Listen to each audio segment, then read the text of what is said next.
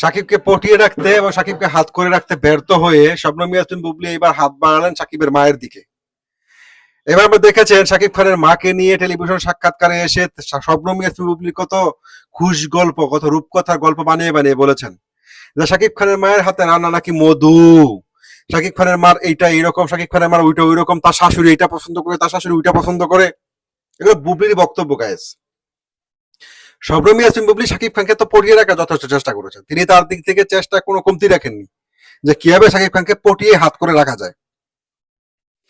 সমস্ত ছলচাতুরি সবকিছু যখন বেচতে গেল সাকিব খান যখন তার কাছে আর থাকলো না, তিনি যখন মেগা স্টারকে ধরে রাখতে পারলেন না, তিনি যখন একটু ব্যর্থই হয়ে গেলেন আপনারা বলতে পারেন, তখন তিনি হাত বাড়ালেন সাকিব খানের পরিবারের দিকে, যেই পরিবার থেকে তাকে গাড় ধাক্কা দিয়ে বের করা হয়েছিল এক সময়, এবং সেটা তিনি বলেছিলেন যে সাকিব খান তাকে গাড় ধাক্কা দিয়ে বের করে দিয়ে এটাই সাকিবের পুরুষত্ব কিনা, প্রশ্নটা তুলেছিলেন। আজকে হয়তো ওনার বক্তরা এগুলো ভুলে যায়, ওনার বক্তরা শুধু অবিশ্বাসকে কদু বিশ্বাস, অবিশ্বাস হিন্দু বিধর্মী ধর্ম ব্যবসায়ী গালাগালি করে, বাট তার যে কীর্তিকলাপ গুলো আছে সেটা ভুলে যায়। আমি যখন আপনার দিকে আঙ্গুল তুলছি, আপনার কিন্তু